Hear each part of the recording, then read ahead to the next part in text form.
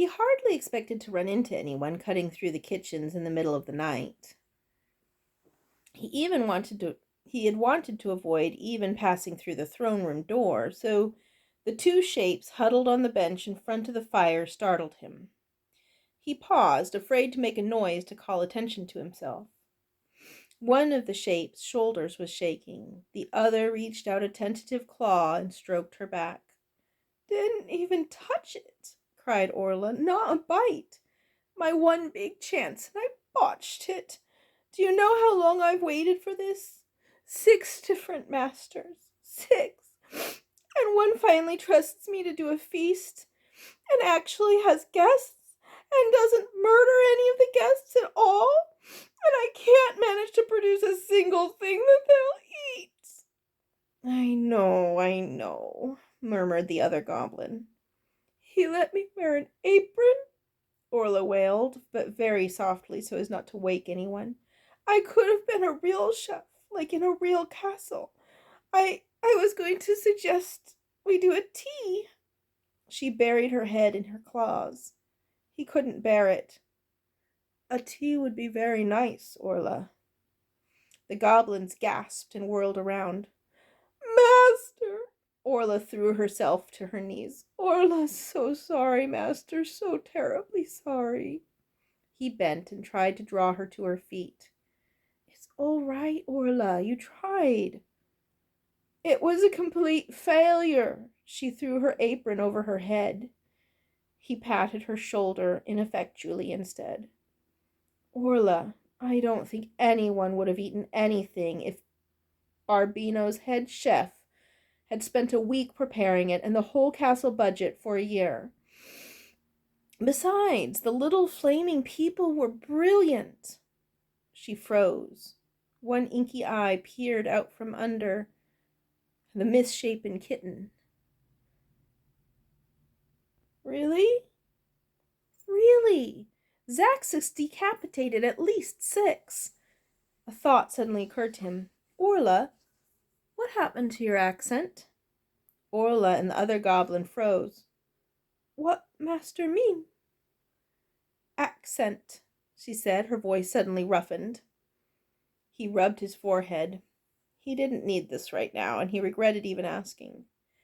"You know what I meant. A minute ago you were speaking—" How could he put this without being insulting? "More like me."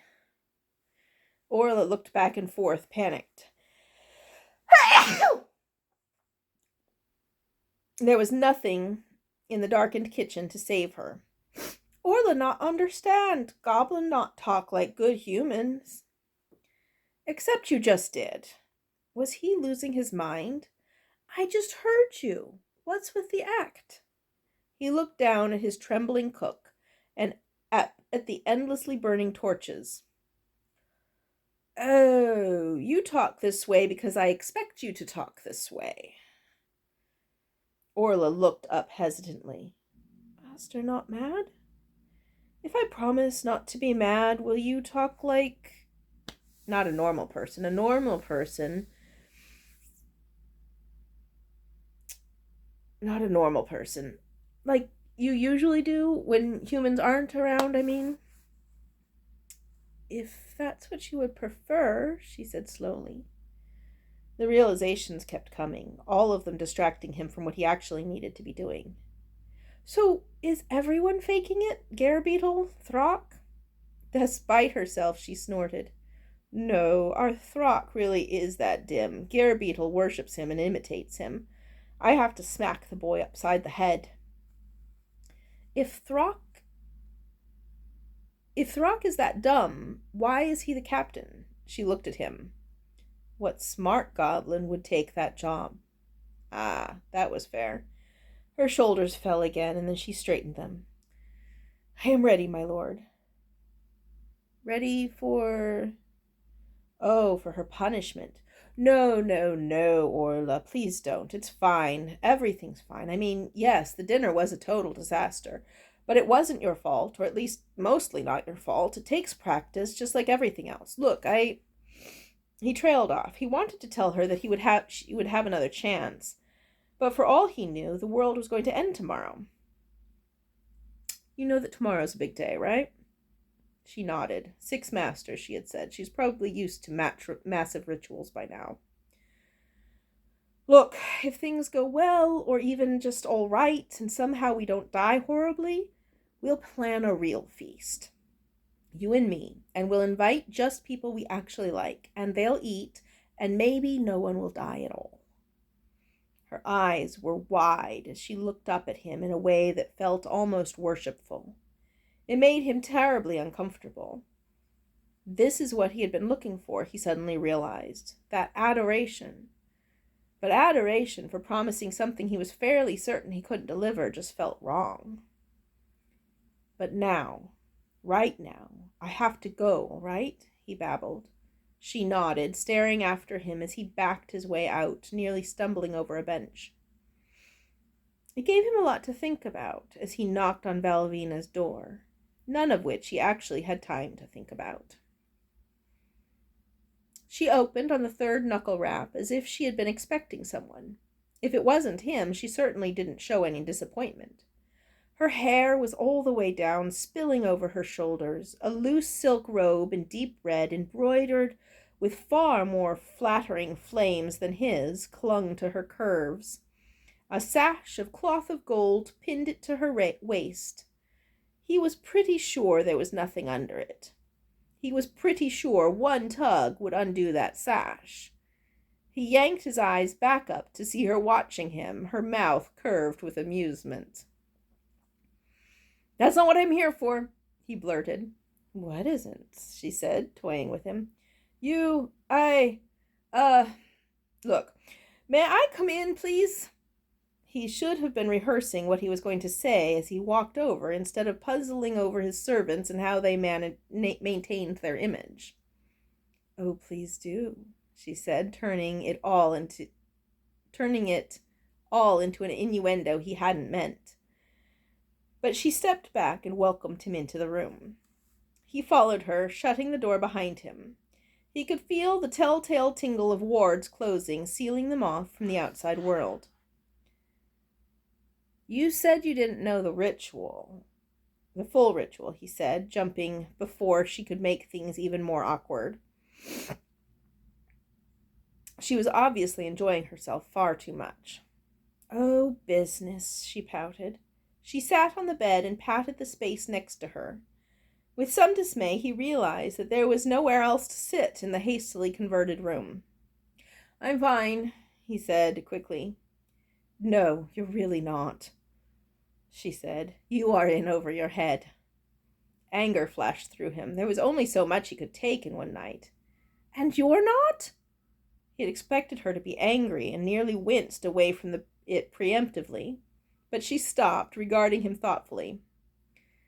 "I probably am," she said. "What did you think of tonight's little display?" It was a test, he was sure, but he had no idea what the correct answer was. "Probably necessary," he said, fumbling his way. What would a proper dark wizard say here? But it seemed like a waste, and I wish he wouldn't taunt Arthano. He still had only the vaguest idea of who Arthano was, but if the good wizard was going to keep sending heroes after them, surely goading her would be a distraction at best and a disaster at worst.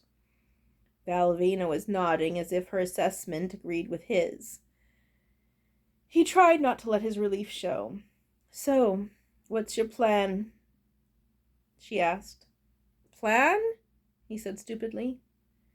"You didn't knock on my door in the middle of the night to proposition me with anything fun, clearly," she said, slightly impatient. "You have a plan of some kind, surely?" "Yes, right, plan. The way her robe threatened to slip down her shoulder with every inhalation was not helping his concentration in the slightest. He must have brought the spell with him if we're going to use it tomorrow, right?" To his intense relief, she nodded. He feared that the very premise of his plan was based on something flawed, that he had forgotten a critical fact or misremembered how the rituals were supposed to go. He continued, "So, this is our chance. We can try to get it now while he's here. And that way, we'll know ahead of time what's going to happen, and he won't be able to surprise us."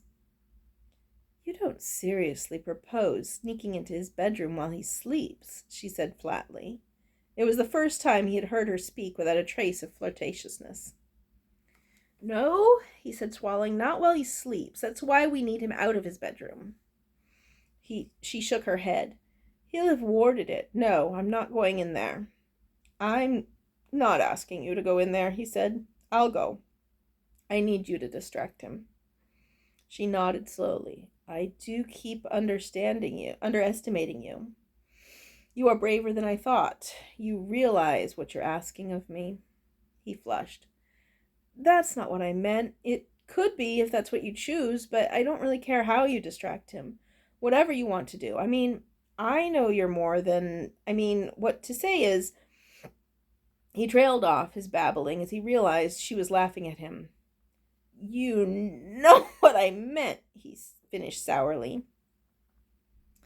Whatever I want to do, you say, she asked. And if it involves your little pet princess? He tried to keep his face impassive, but something leaked through.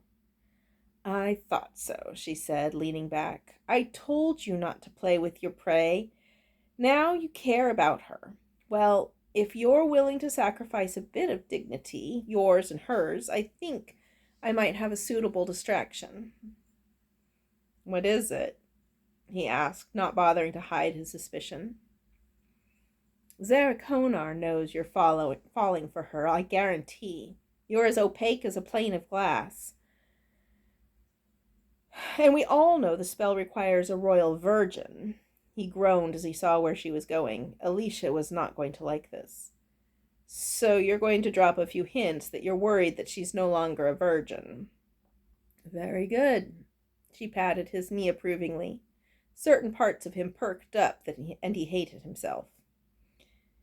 He thought about Zarakonar testing for himself whether Alicia was in fact still pure and shuddered. I don't know about this. There's no time to be squeamish, Valvina warned him. Whatever happens to her tomorrow night, tomorrow is going to be worse. Or whatever happens to her tonight, tomorrow is going to be worse. I know, he said miserably. If the spell turns out to be everything they'd promised and not actually a trap, Valvina would want to go through with it, he knew, But for tonight, you'd rather leave her unmolested, Valvina said. I understand. It's not like a physical examination is necessary. They're not particularly accurate, you know. They're not? Once again, his cheeks were heating up. Naive boy. She rolled her eyes at him. There are magical tests that are far less fooled by, shall we say, technicalities. Needs a drop or two of blood, nothing more invasive than that. What's better, if he casts one, that will distract him from the more subtle magical twinges. You've got some way across the wards? He nodded. She looked a little disappointed that he wasn't going to elaborate, but she didn't press. Very well, she said. Shall we say half an hour from now? That will give you time to prepare and me time to change. He glanced at her robe, surprised that she wasn't going to try and use her usual strategies. She caught his look and its meaning and sniffed at him. Do you want him to think that I'm trying to manipulate him? He's not susceptible to this sort of thing, and he knows it, and he knows that I know it. I'm going to him with a working question. I'll go to him in working clothes. Of course, her working clothes didn't reveal that much less, but he knew what she meant. Thank you, he said, and he meant it. It's my skin, too, she said. Now get out and let me change, unless you want to stay and help. He got out.